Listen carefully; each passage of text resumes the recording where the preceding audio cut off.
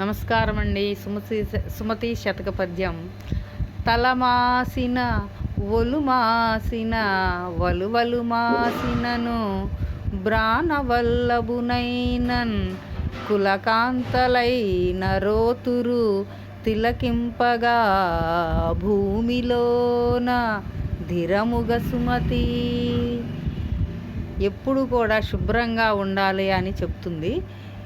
విచారించి చూడగా లోకములో తలపై జుట్టు పెరిగి చిందరవందరగా పెరిగి ఉన్న శరీరము స్నాన సంస్కారములు లేక మలినమై ఉన్న ధరించిన బట్టలు మురికి పట్టి ఉన్న అటువంటి వాడు భర్త అయినప్పటికీ కూడా ఉత్తమ భార్యలట, ఉత్తమ ఇల్లాండ్రు కూడా అసహించుకుంటారటండి. ఇది నిజము అట. అందువలన ఎప్పుడు కూడా తలను, శరీరమును, ధరించే వస్త్రాలను శుభ్రంగా ఉంచుకోవాలి.